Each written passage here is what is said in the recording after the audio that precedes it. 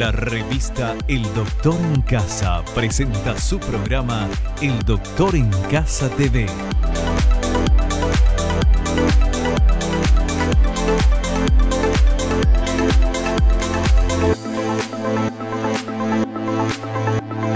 Con la conducción de Vivi Landó, El Doctor en Casa TV.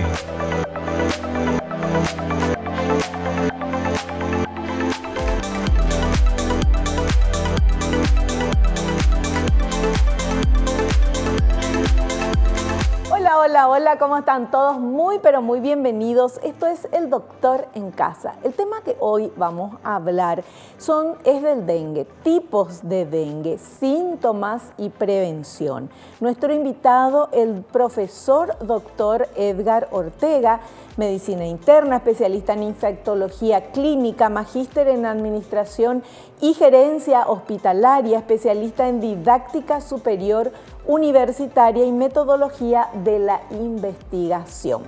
Toda una eminencia aquí en nuestro programa. Veamos por favor, señor director, la placa que nos explica cuánto sigue. El vector principal de la transmisión del dengue es el mosquito Aedes aegypti.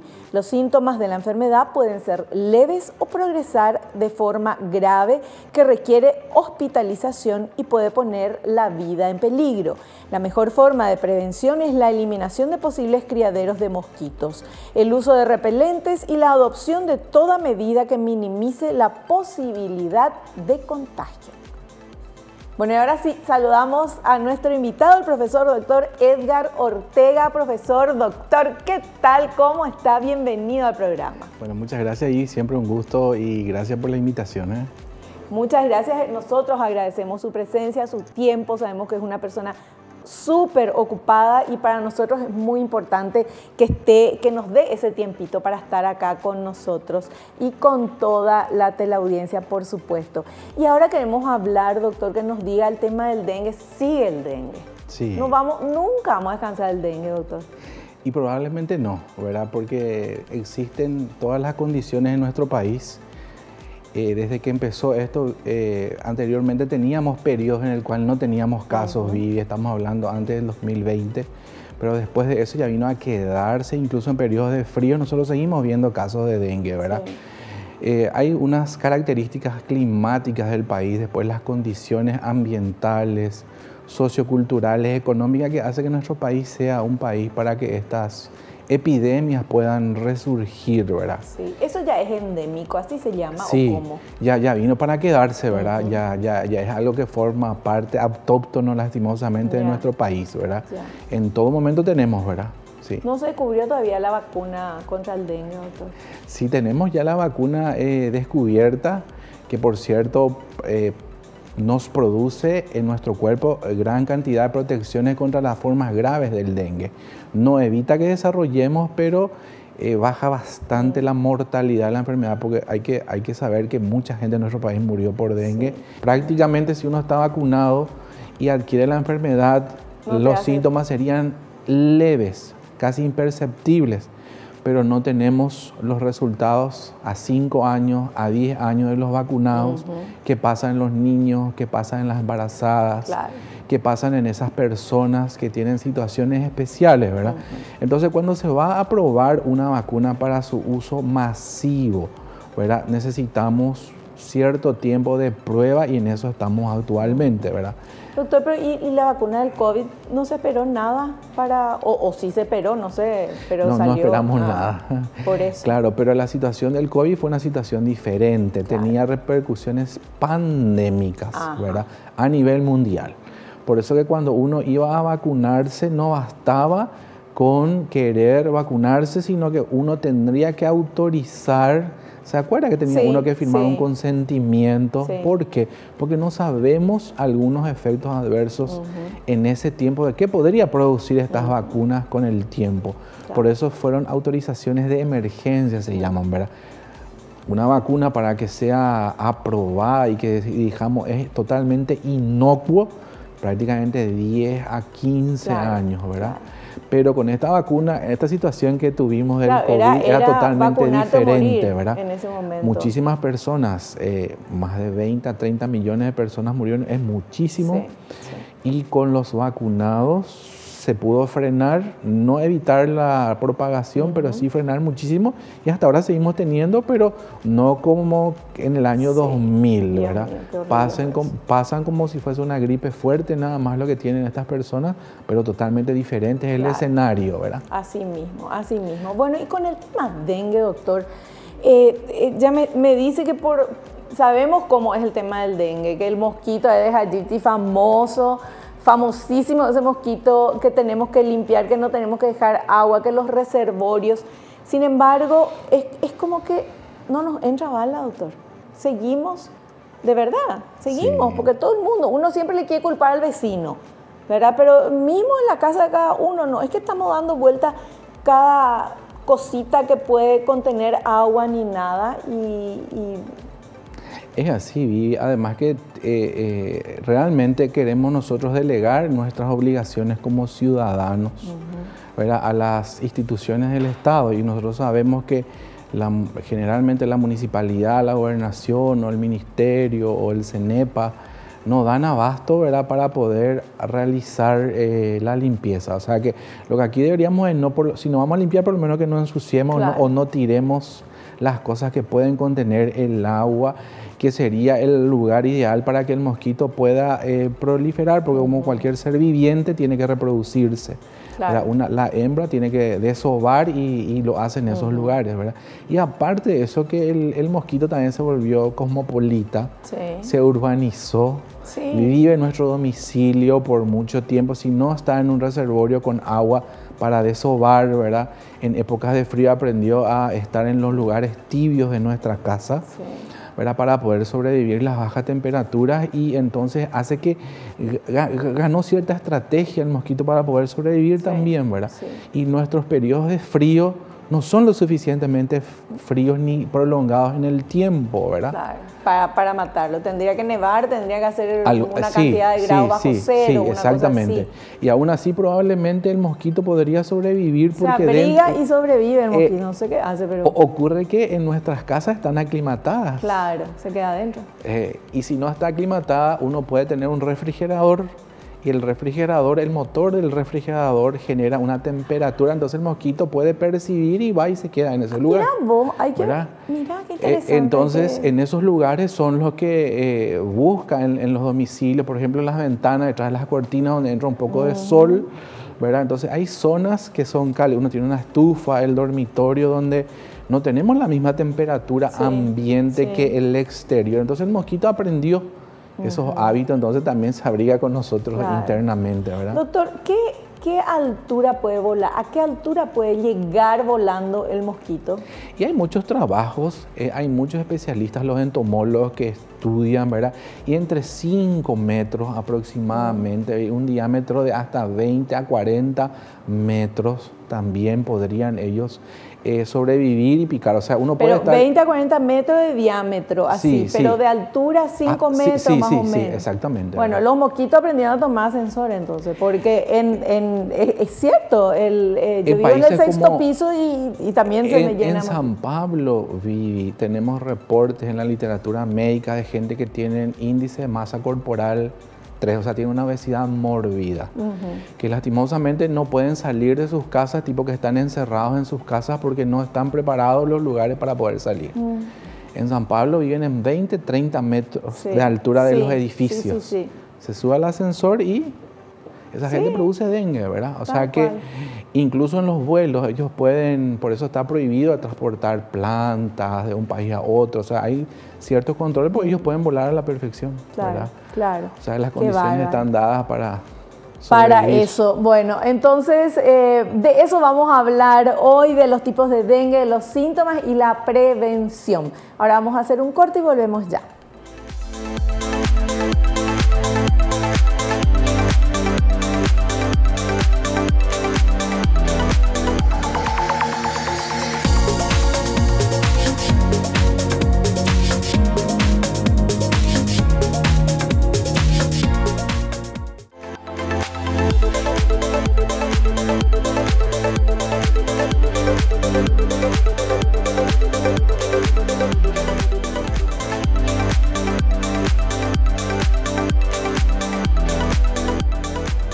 bien, y ahora vamos a este primer material. Quiero comentarles que estamos con el profesor doctor Edgar Ortega y nos está hablando y nos va a explicar el tema del programa de hoy, los tipos de dengue, síntomas y prevención.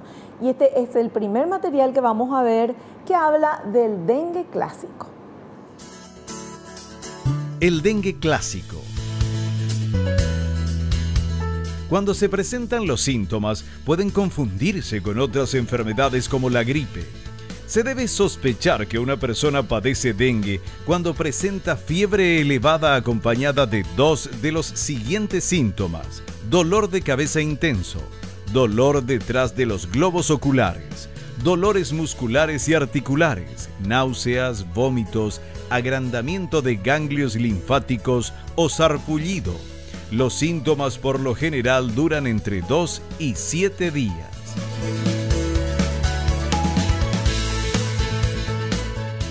¿Sarpullido, doctor? Sí, es un ras. Es el que nosotros decimos el ras que se describe tipo un sarpullido, así como la frutilla, ¿verdad? ¿En qué zona del cuerpo? Y generalmente respeta solamente el rostro, ¿verdad? Pero después en todas partes del cuerpo podría aparecer entre el quinto y el séptimo día, ¿verdad? Que es muy característico de esta enfermedad, ¿verdad? Que al finalizar el ciclo de la enfermedad aparecen esas manchas como puntitos rosados, medio rojos a nivel de la piel, ¿verdad? Pero realmente se puede confundir con otras cosas, porque dolor de cabeza, náusea, ¿qué otra cosa? Mareo, dolor atrás de los ojos. Sí, Vivi, todas las enfermedades infecciosas en sus inicios son casi iguales. Son casi iguales porque son síntomas inespecíficos para cualquier infección. Es decir, uno está fatigado, uno no está tan alegre como suele estar y pierde ligeramente el apetito sin saber qué es lo que le pasa, ¿verdad? Antes de que aparezca la fiebre, ¿verdad? Estamos adinámicos, no tenemos la misma fuerza y queremos solamente dormir. ¿Quién va a decir eso que uno está incubando un microorganismo en el cuerpo, ¿verdad? Claro. Hasta que después de 12 horas, 18 horas, 24 horas, ¿verdad? Aparecen otros síntomas que nos pueden ayudar a pensar que es una enfermedad compatible con dengue, por ejemplo, el dolor muscular, el dolor articular, el dolor detrás de los ojos, ¿verdad? Y que no tengamos otros síntomas respiratorios, por ejemplo, o diarreicos, infecciosos. Y también, generalmente, el Ministerio de Salud hace lo que se llama la vigilancia sanitaria, ¿verdad? Entonces suelen ellos avisar y reportar que hay circulación viral. ¿Funcionan todavía esto que nos ponemos, cómo es? Los repelentes. Repelentes. Sí. La concentración en realidad que fue cambiando porque ganaron habilidades estos mosquitos para volverse más resistentes, ¿verdad? En épocas pasadas, ¿verdad? 10, 20 años atrás, una espiral era mortal para ellos, ¿verdad? Ahora, tipo que vamos a decirle que les tumba un poquito, pero no les mata, ¿verdad? Ellos ganaron esa habilidad. Y a los piretroides, ¿verdad? Que son el veneno que tienen estas sustancias que nos ponemos por la piel o en las pastillas eléctricas, ¿verdad? Tienen que tener una cierta concentración para que puedan producir la erradicación del mosquito en nuestro ambiente, ¿verdad?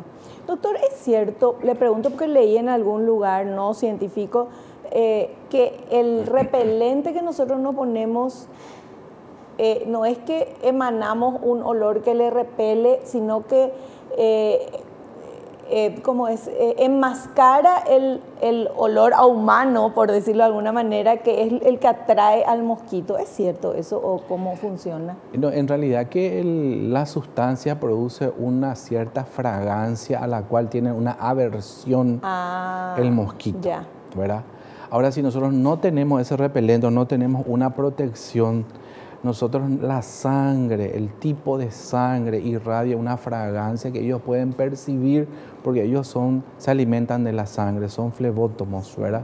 Entonces buscan algún animal ¿verdad? Pero el tipo de sangre tiene aroma diferente. El tipo de sangre A, B... Ellos tienen predilección, si pudiesen elegir, todos los tipos de... Cualquier animal que tenga sangre caliente, para ellos es un alimento potencial. Sí. Perro, gato, humano, ¿verdad? Pero está demostrado científicamente que si algunos tipos de sangre, y si el mosquito pudiese elegir, le gusta más a un tipo de sangre. ¿Cuál es el tipo que le gusta? El cero positivo. Cero positivo.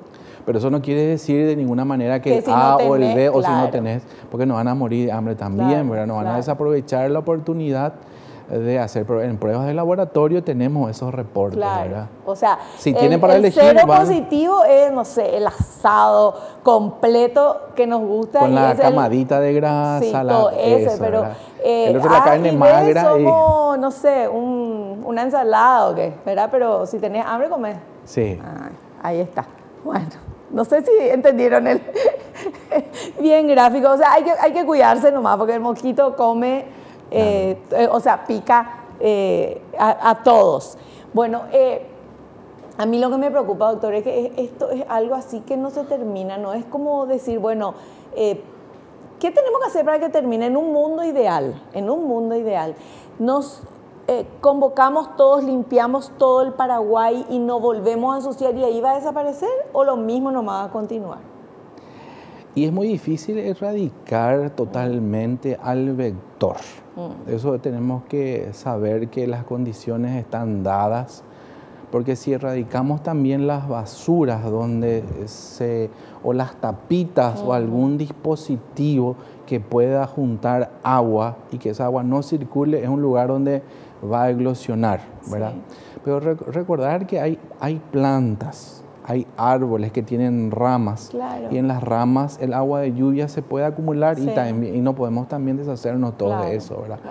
Entonces, pero sí es que podríamos erradicar sacando lo que es la naturaleza, de que no hayan recipientes que puedan contener agua, entonces la propagación y la reproducción de estos mosquitos va a disminuir considerablemente. O sea, ¿verdad? Tenemos que hacer todo lo que esté en nuestras manos. Sí. ¿Verdad? El tema de las piscinas, por ejemplo, tantas casas ¿verdad? Que tienen piscina en este país que es muy caluroso. Casa que tiene piscina o tener la piscina que compras y que se infla, lo mismo, ¿verdad? O cualquier cosa. Esa agua puede contener una cantidad infinita, millones de mosquitos, ¿verdad? Que si no están cuidados y no se acidifica esa agua con el cloro y las medidas correspondientes, ¿verdad?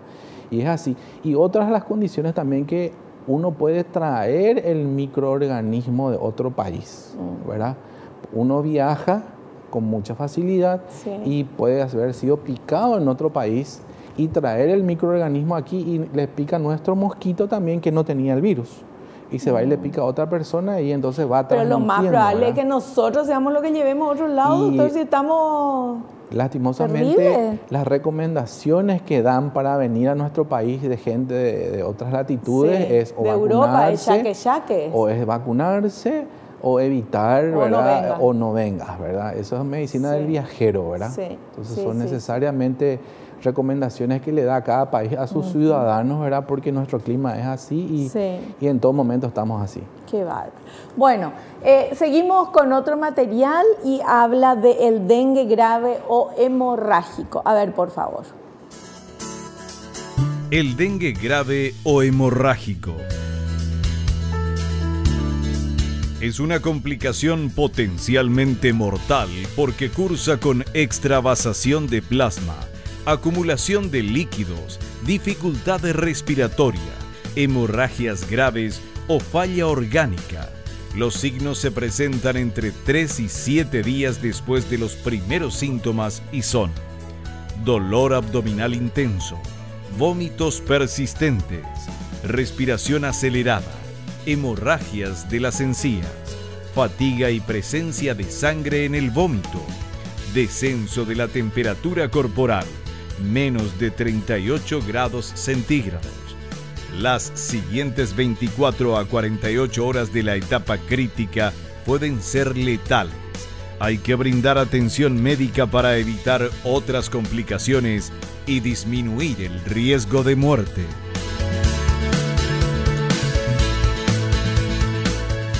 Es así, Vivi, cuando uno tiene esta enfermedad hay dos caminos. Que uno haga una forma extremadamente benigna y leve, en donde los síntomas no pasan de la fiebre, los dolores articulares, aparte el malestar general y que uno está fatigado y que no se siente bien, ¿verdad? Y el otro camino, lastimosamente, es que haga una forma grave. Y en la forma grave, el daño que ocurre es la extravasación de plasma. ¿Qué significaría eso? El plasma es un componente de la sangre que está contenido dentro de los vasos sanguíneos, ¿verdad? Que es el lugar normal donde tiene que estar. Cuando uno tiene la infección de dengue, este plasma sale de ese torrente normal circulatorio. Es como serían unos cañitos que lo contienen, ¿verdad? Y salen en otro lugar donde no debería de estar. O sea, ¿se separa de la sangre el plasma? Sí, sale, es como que tiene un orificio el vaso sanguíneo que tenía que contenerle al plasma, entonces sale del lugar donde él tenía que estar normalmente, ¿verdad? Y eso es lo que trae las complicaciones terribles, ¿verdad? Y que pueden poner en riesgo la vida del paciente, ¿verdad? Y ese líquido se acumula en lugares donde no debería de estar, ¿verdad? Por ejemplo, en la pleura, y hacen pacientes con derrame pleural. Eso explicaría la dificultad para respirar que tienen ellos. Claro, eso en el pulmón, ¿verdad? La pleura. En el pulmón, ¿verdad? O líquido en la cavidad abdominal, famosa ascitis que le llamamos, ¿verdad? Entonces, y eso trae un disturbio en el medio interno. Y en nuestro organismo todo está muy equilibrado, ¿verdad? Sí. Todo es extremadamente equilibrado. Eso nosotros le llamamos homeostasis, ¿verdad? Sí, cuando funciona bien, funciona todo perfecto. Todo Hay bien, algo ¿verdad? que no funciona bien. Claro. Y eso ocurre con el dengue. Con la fuga de este plasma del lugar donde tenía que estar, ese equilibrio se pierde. Y entonces por eso que son los cuadros extremadamente graves cuando hacen esta forma grave, ¿verdad? El paciente, ¿verdad? ¿Y de qué depende que haga grave o que se quede en un dengue así normalito, por decirlo de alguna manera? Y depende de muchas condiciones. Hay algunos que hacen la infección y prácticamente pasan desapercibidos y viene ya, tuvo un episodio febril y las manchas y nada más, ¿verdad? En realidad las condiciones del huésped también favorecen. No es lo mismo el que tiene buena defensa, no es lo mismo el que no tiene buena defensa, no es lo mismo el paciente que está bien nutrido, no es lo mismo el que está desnutrido, no es aquel paciente diabético que tiene un mal control metabólico. No es lo mismo el dengue en una embarazada que en una mujer que no está embarazada. No es lo mismo en un recién nacido, ¿verdad? Entonces las infecciones... Dependiendo de la persona que tiene. ¿verdad? Uno eso, de ¿verdad? Esa salud. Y hay algunos que tuvieron 3, 4 episodios de dengue y no hicieron, o sea, que una forma grave. Sí. Porque la literatura nos dice que cada vez que tiene con un serotipo diferente, mayor es la probabilidad de una forma grave. Pero nosotros vemos aquí que algunas veces no lo es así. Es una lotería, doctor. Es una lotería así mismo, porque nosotros le vemos sano a la persona, pero no sabemos cómo está su sistema inmunológico, ¿verdad? Claro. O sea, es una lotería cómo te va a tomar. Una vez que te pica el mosquito, cómo vas a reaccionar. Sí. Pero lo que sí está en nuestras manos es tratar de estar lo más saludable posible para poder defendernos y que nuestro cuerpo esté fuerte, ¿verdad? Es así mismo. Eso es lo que está en nuestras manos. Categórico. Limpiar, ponernos repelente y qué sé yo, rezar, ¿verdad? Y muchas veces estos pacientes que tienen dengue y hacen una forma grave, también la consulta es muy tardía. Porque en nuestro país ya creemos que tenemos ciertos conocimientos porque se publica mucho por la prensa, porque se discute mucho o porque en el vecindario alguien le dijo esto, ¿verdad? Sí. Entonces acude ya con un daño severo, porque estos pacientes con dengue que acuden en forma precoz y hace una forma grave, nosotros le podemos hacer un tratamiento que es compensar esa fuga plasmática para que el paciente pueda sobrevivir esa etapa de fuga que generalmente dura 2 a 3 días nada más y luego se recupera totalmente, ¿verdad? Pero llegan con un deterioro tan importante que por más que entren en cuidados intensivos, por más que se le haga la terapia de choque a estos pacientes, ¿verdad? Ya el paciente está chocado, ¿no? Ya está en shock, ¿verdad? Claro, y muchas veces el shock es irreversible con la falla multiorgánica y el fallecimiento posterior, ¿verdad? Realmente. Y qué importante es cuidar nuestra salud. para estas cosas, ¿verdad? Porque vas a hacer todo lo posible, pero te puede picar el mosquito, bueno, pero si por lo menos tu cuerpo está saludable y tenés buenas defensas, bueno, va a ser otro el resultado. Así es. ¿Verdad? Bueno, me avisan que tenemos que hacer un cortecito. A la vuelta continuamos charlando de este tema.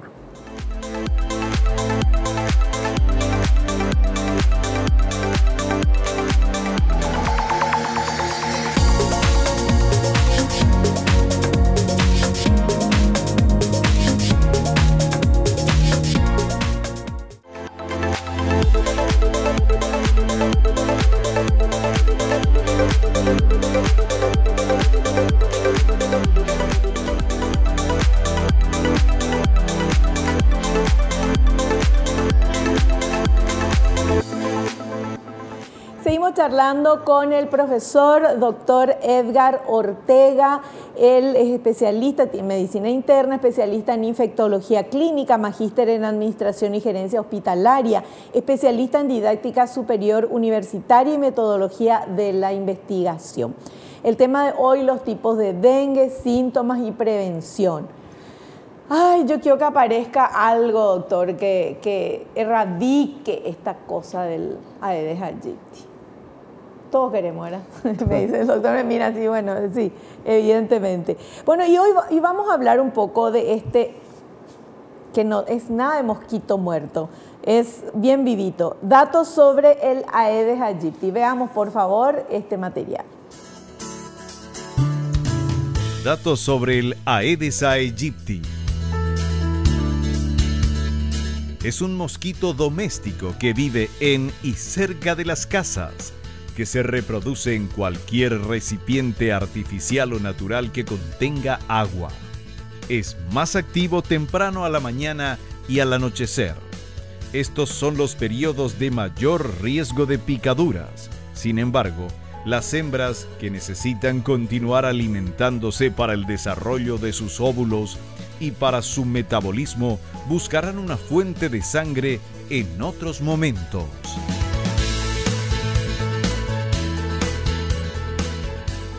Si detecta la presencia de algún animal, incluyendo nosotros que tenemos sangre caliente, porque ellos tienen unos dispositivos capaces de captar eso a larga distancia, sí, es como que la comida se me está yendo. Y si es, ellos tienen un ciclo entre 30 a 40 días nada más, entre que nace y muere, ¿verdad? Y la hembra tiene que reproducirse, entonces no va a perder la oportunidad de alimentarse, sí, o a la siesta, ¿verdad? Pero sí tiene mayor actividad en horarios matutinos tempranos y al atardecer, ¿verdad? Pero eso no le exime de que se va a alimentar cuando pueda, ¿verdad? Por un lado, ¿verdad?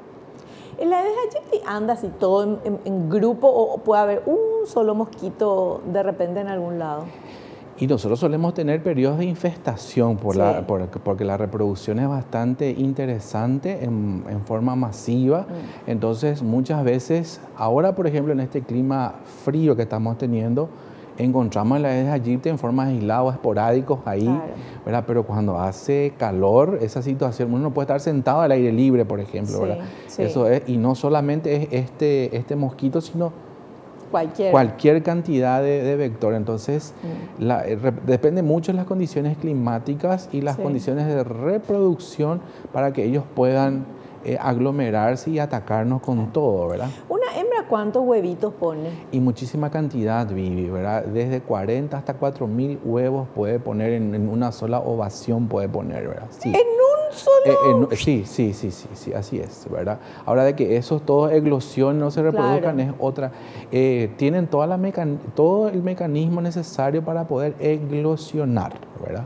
Sí, pero esta especie en especial tiene esas características, pero como su ciclo es tan corto, recordar que el mosquito es el vector que mata más personas en el mundo. Sí, o sea, es el animal que más mata.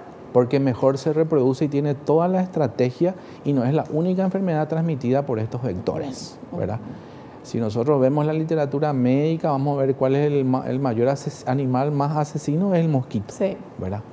Entonces ellos tienen todas las características, si encuentran las condiciones para que sea una especie que pueda reproducirse con facilidad y obtener su alimentación, ¿verdad? Claro. Dios mío. Bueno, y después uno se pone a pensar, el mosquito anga lo que quiere es sobrevivir, por eso nomás nos pica. Pero, y no, y es la naturaleza, ¿verdad? Pero qué horror, doctor. De verdad, es algo... ¿Cuánto tiempo hace que estamos hablando de esto, doctor? ¿Cuántas veces ya nos ocupamos del tema de dengue? Hace años que estamos con esto. Sí. Y antes era así, era porque habíamos hecho algún programa de dengue, pero hace añísimos, era como una cosa medio rara, medio que no había casa, ¿se acuerda? Sí. Y después vino. Eran momentos que teníamos epidemias cortas, pero catastróficas. Así mismo. Ahora tenemos las epidemias catastróficas que hacen colapsar los hospitales, hacen morir gente y tenemos también durante todo el año, ¿verdad? Sí. Actualmente hay pruebas alentadoras y no todo es tan negativo como usted dice, queremos una solución, ¿verdad? Y están los científicos que están tratando de modificar el ADN de estos mosquitos para evitar que las hembras se vuelvan estériles. Ese tipo de mosquitos está siendo ya creado en laboratorio, son zancudos especiales, pero que no tenemos todavía, está en proceso ya de etapa final. Espera, doctor, explícame. ¿Le agarran a un mosquito, una mosquita y le modifican la estructura de su ADN, ¿verdad? Genéticamente, ¿verdad? Para volverlas estériles.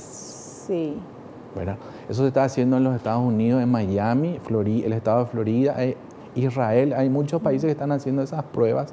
Entonces, genéticamente van a estar modificados estos mosquitos para evitar que puedan reproducirse, claro, ¿verdad? O sea, la idea va a volverles estériles. O sea, la idea es encontrar algo que les vuelva estéril a la mosquita y después fumigar todo y que no se puedan reproducir, ¿verdad?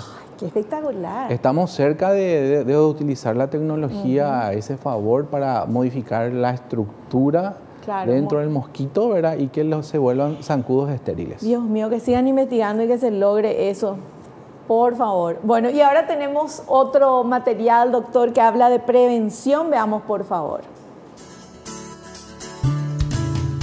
Prevención.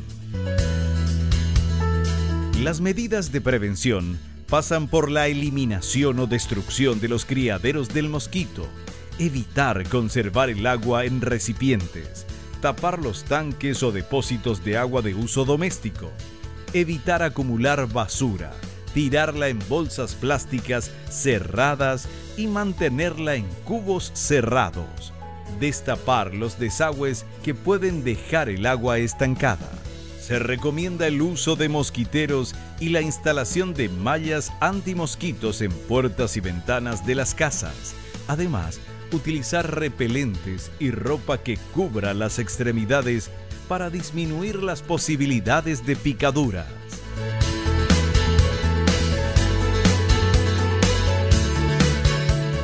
Así, Vivi, es muy completo el material, está dando varias opciones a la teleaudiencia, ¿verdad? En nuestro país, como tenemos un clima que favorece y las condiciones económicas, socioambientales favorecen a que no haya una buena gestión de residuos, ¿verdad? El uso de una tela metálica en nuestras casas, en las aberturas, es decir, las puertas y las ventanas, por ejemplo, combatirían la presencia intradomicilio, ¿verdad? Que es donde nosotros estamos cómodos, donde no nos cubrimos el cuerpo y que hace mucho calor y podemos estar relativamente seguros, ¿verdad? Porque es una protección mecánica, o sea, no puede ingresar a la casa, ¿verdad? Cuando uno va, por ejemplo, a hacer actividades en el campo, a hacer actividades saludables, usar buen repelente, colocarse a cada 2 o 3 horas el repelente o usar ropas que puedan cubrir las zonas para que no haya tanta superficie del cuerpo expuesta a eso, ¿verdad? Eso también es una posibilidad. Claro. Y la gestión de residuos, ¿verdad? Si no, vamos a poder tirar, por lo menos volcar y que no contenga el líquido, ¿verdad? Sí. Porque ese es el mayor problema, que cualquier dispositivo, basura, ya sea tapitas, botellas, algún plástico, hasta bolsa rueda, polietileno, las cubiertas, los neumáticos, esos todos pueden contener agua estancada, ¿verdad? Y esos son los lugares donde la hembra va a ir a eclosionar, va a poner sus huevos, ¿verdad? Y luego van a salir una camada nueva de zancudos que van a tener que replicarse, reproducirse, alimentarse y propagar la enfermedad nuevamente, ¿verdad? Entonces, esas son las medidas que nosotros deberíamos hacer para poder mitigar, porque creo que erradicar totalmente por el momento en nuestro país no es viable, ¿verdad? Pero por lo menos... Pero ayudaría bastante a que haya menos mosquitos y por ende menos pacientes picados y menos transmisión de la enfermedad, ¿verdad? Doctor, ¿cómo se dice cuando la mosquita pone los huevos? ¿Cómo es? Que eclosionen. Eclosionen. Sí. Ellos hacen lo que se llama la ovación, ponen los huevos. Sí, ovación. Y eso están incubando ahí en el agua. Y eclosiona. Y eclosiona cuando sale del cascarón, ¿verdad? Ovación y eclosión. Muy bien, perfecto. Hacemos un corte. Volvemos ya.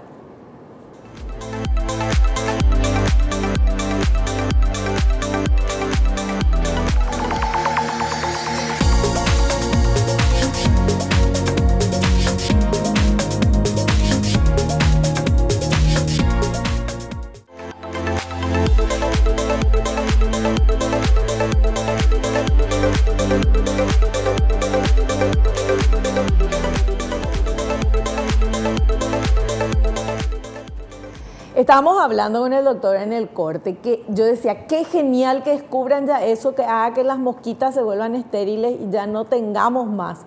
Pero por otro lado, ese equilibrio que existe en la naturaleza, si desaparecen, ¿qué va a pasar si desaparecen todos los mosquitos? Y eso es lo que se está haciendo en los estudios actualmente en el estado de Florida, que es la información que más tenemos accesible actualmente, ¿verdad? El estado de Florida tiene costa del mar, tiene un clima tropical, ¿verdad? Entonces ellos están viendo el impacto que una especie que vive normalmente en ese lugar se vea diezmado, puede que otro tipo de especie prolifere, ¿verdad? Por eso incluso hasta eso se tiene que estudiar antes de aprobar estos procesos, ¿verdad? Claro, porque si suponiendo que desaparecen todos los Aedes aegypti, por ahí vienen otros que son peores y que no estamos preparados, ¿verdad? Es así mismo. Por eso, por ejemplo, los peces, las plantas que no son de esas zonas autóctonas están prohibidas porque se vienen a volver especies dominantes en un lugar y cambian todo el ecosistema del lugar. Claro.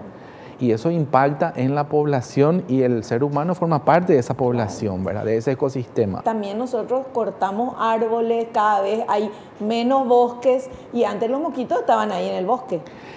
Es así, Vivi. Por eso que la mejor estrategia de todas las opciones, la vacuna que hablamos, el cambio, que volverles estériles a las hembras, son soluciones parche. Nosotros lo que tenemos que tratar de evitar es que volverle un hábitat hostil, ¿verdad? O sea, que las basuras dispensar, evitar que se acumulen excesos de líquidos, agua estancada en algunos lugares, en las cubiertas, en las plantas, lo que sea, porque no sabemos el impacto que tenía hacer desaparecer una especie que normalmente está ahí, ¿verdad? Porque en realidad, cuando circula el virus, cuando no circula el virus, el Aedes aegypti no transmite la enfermedad. Tiene que haber circulación viral y el mosquito es el transportador y va a pie. Entonces, nosotros bien podemos coexistir con esta especie si es que esta especie no elimina el virus, ¿verdad? Dios mío. Bueno, vamos a seguir aprendiendo cómo prevenir, que es lo más importante. Y de eso habla los datos. También hablamos de la prevención y hablamos también de la vacuna que nos estaba comentando el doctor. Y ahora tenemos este material que habla de los datos de la vacuna contra el dengue. Datos sobre la vacuna contra el dengue. Entre finales de 2015 y principios de 2016, se aprobó en varios países el uso de la primera vacuna contra el dengue en personas de 9 a 45 años, residentes en zonas endémicas. La vacuna debe ser aplicada en 3 dosis con intervalos de 6 meses y no puede hacerse durante el desarrollo de la enfermedad como paliativo. El uso es solamente preventivo. La protección total se obtiene luego de las 3 dosis, es decir, al año de la primera aplicación.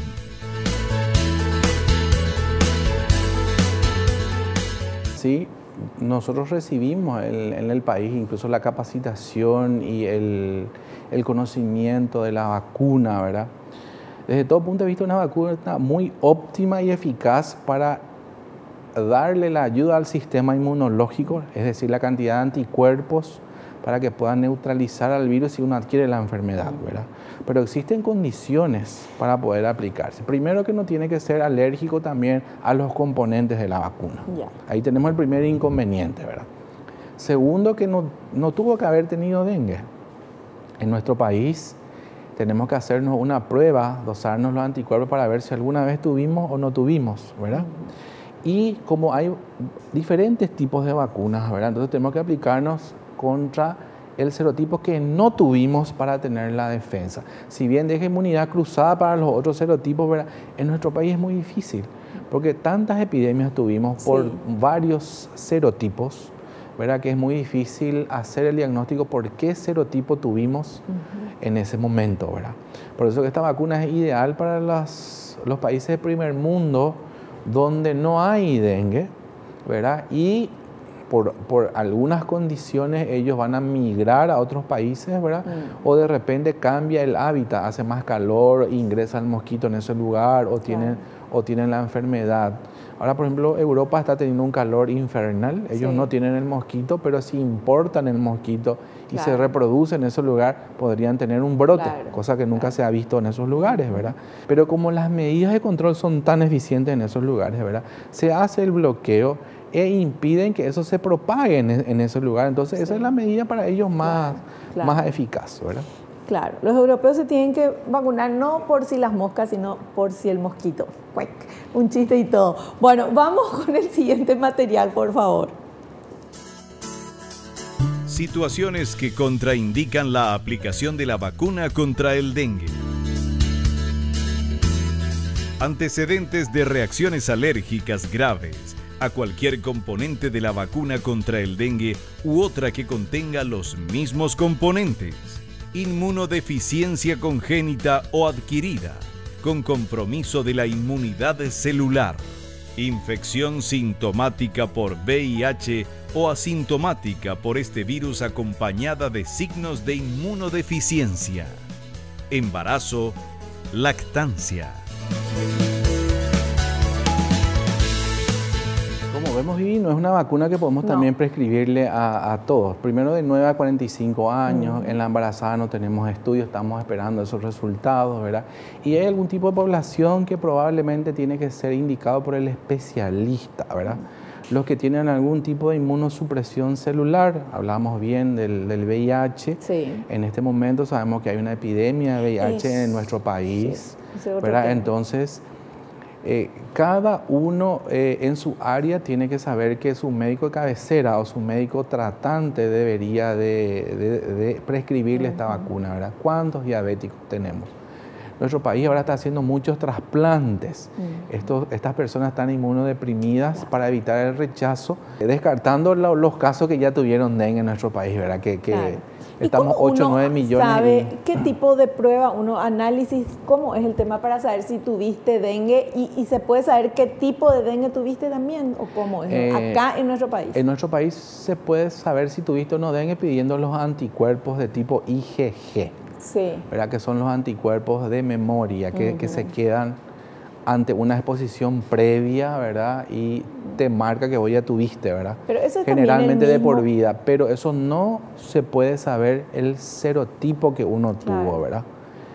No. Y para saber, no es dengue, esto que tenemos, yo falta de memoria lo que tengo, ay, Dios mío, esta enfermedad que tenemos ahora que estamos todos chikungunya y todo esto también es con ese anticuerpo. Los anticuerpos son específicos y se produce en nuestro cuerpo ante un contacto con alguna enfermedad que tuvimos, ¿verdad? La gente que tuvo chikungunya, por ejemplo, ya tiene anticuerpos contra el chikungunya, ya de por vida se puede dosar, claro, y queda, y eso ya es una marca, ¿verdad? Pero a lo que voy, mi pregunta es, si me voy y le digo, bueno, quiero saber si tuve dengue, si tuve chikungunya, si tuve... ¿Son todos diferentes? Todos diferentes. Ah. Son anticuerpos específicos, Claro. contra dengue, Ya. contra Ya. chikungunya, contra el Zika, ¿verdad? Sí. Contra el mayaro, ¿verdad? Sí. Que son contra la fiebre amarilla, ¿verdad? Son Ya. todas enfermedades diferentes y los anticuerpos son específicos, ¿verdad? Perfecto. Bueno, doctor, hacemos un cortecito y a la vuelta vamos a ver las consultas que ustedes quieren hacerle a nuestro invitado. Volvemos ya.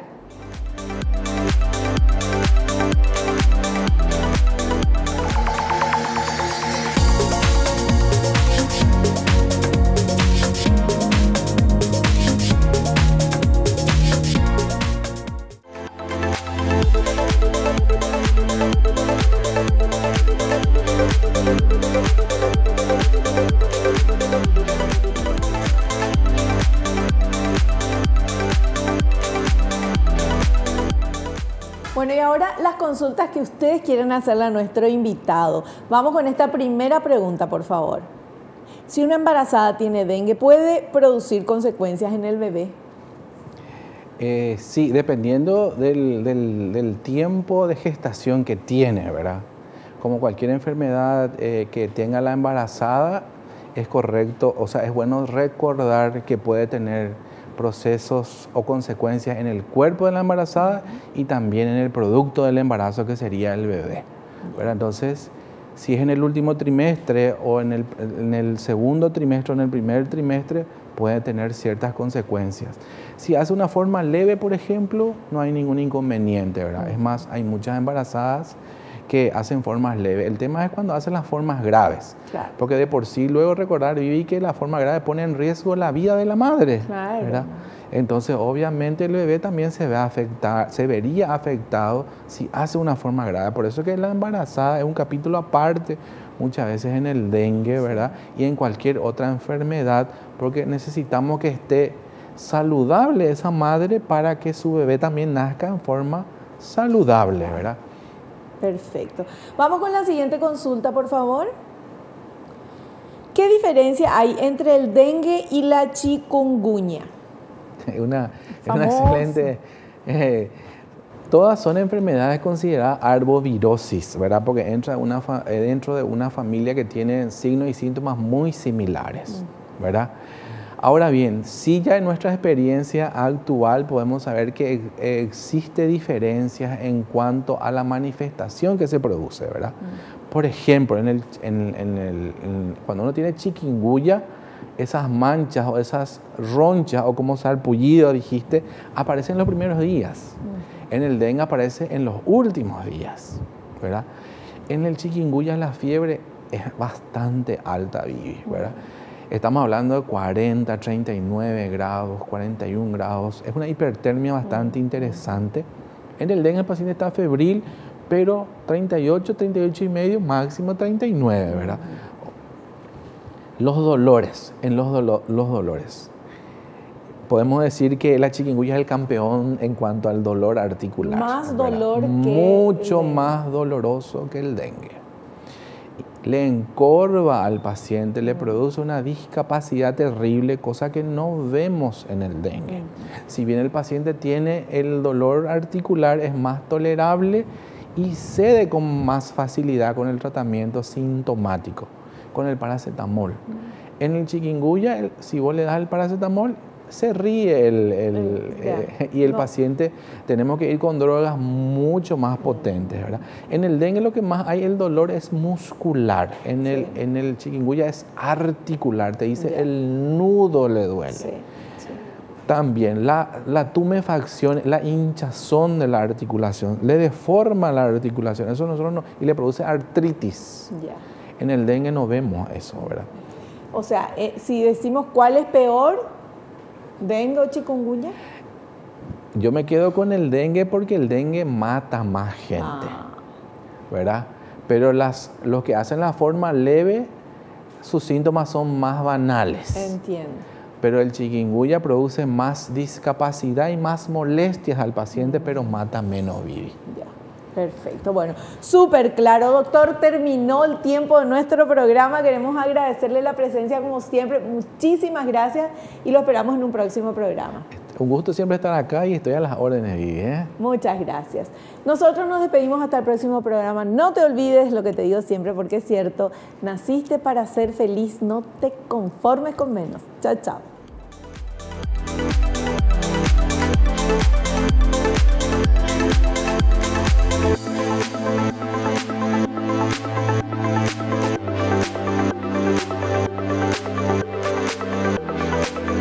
La revista El Doctor en Casa presentó a Vivi Landó en el programa El Doctor en Casa TV.